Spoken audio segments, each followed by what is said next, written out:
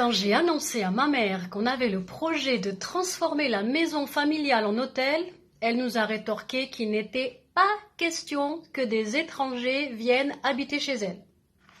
Quand je lui ai dit que c'était des étrangers qui nous apporteraient de l'argent, elle a un peu changé d'avis, mais il restait le problème de la chambre de Carlos.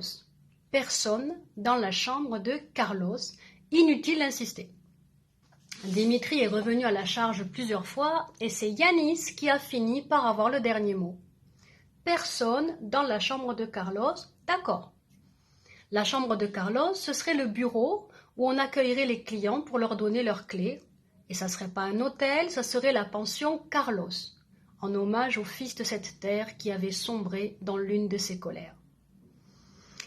Dimitri a arrêté de travailler à la conserve pour s'occuper des travaux, et moi j'y suis restée encore une saison parce qu'on avait besoin de la paye pour compléter la subvention d'Athènes. De toute façon, j'aurais pas pu continuer longtemps parce que la tomate a fermé définitivement l'année suivante. Plus de tomates, pas assez de main-d'œuvre. L'île industrielle était en train de devenir une destination où on devait apprendre à cultiver le rêve. Et c'est ce qu'on a fait. On a repeint nos villages en blanc et bleu. On a aménagé des petites chambres où on peut définitivement vivre que l'été, sans rangement ni chauffage. On a installé des réserves sur les toits pour qu'il y ait suffisamment d'eau pour les douches. On a posé des panneaux solaires sur les terrasses pour que l'eau des douches soit chaude. Parce que les touristes, ça se lave plusieurs fois par jour, entièrement, et il faut que l'eau soit tiède même en pleine canicule. On a ouvert des restaurants, on a appris à baragouiner nos prix en anglais, on est devenu commerçant.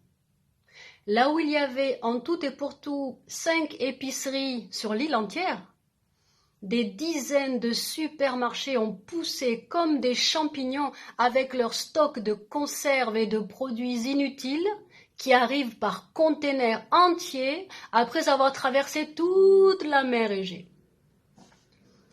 On a imaginé des systèmes pour évacuer les déchets. On a redoublé d'efforts pour encourager les touristes à dépenser le plus d'argent possible ici. On a vu débarquer des Italiens et des Allemands. On en avait déjà connu quelques-uns ici, mais c'était pas dans les mêmes circonstances et leur passage ne nous avait pas vraiment enrichis.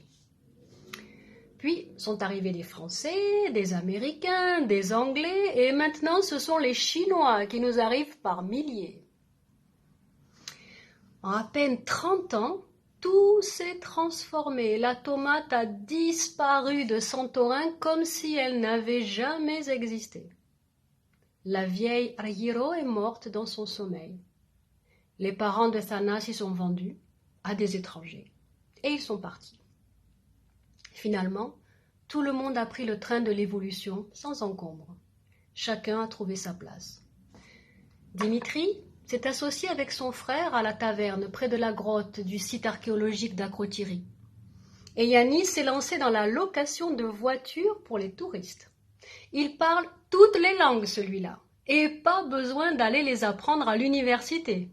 Une italienne un été, une espagnole l'été suivant. Je crois qu'il a fait le tour du monde en restant ici. Là, ça y est, on dirait qu'il s'est calmé. Il est même papa. Me voilà grand-mère d'une petite Martina, à moitié colombienne, mais grecque. J'aurais préféré qu'il en trouve une bien de chez nous, même d'une autre île, mais connaissant mon Yanis, c'était pas parti pour ça. Mais tant qu'il leur prend pas l'idée de partir à l'autre bout du monde, ça va.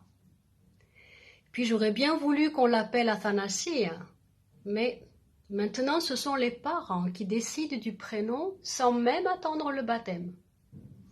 Et puis qu'ils l'appellent Martina s'ils veulent, moi, je continuerai à l'appeler Nassia. Souvent, je me suis dit que si Thanasis revenait, il aurait l'impression d'être sur une autre planète. Plus de drachmes, plus de tomates, des étrangers à tous les coins de rue, des villages qui ressemblent à des décors de cinéma, des magasins de souvenirs, des Chinois qui paient des fortunes pour se faire prendre en photo dans des grottes ou sur des toits, Des Italiens qui piétinent les dômes des églises pour immortaliser leurs portraits au coucher de soleil.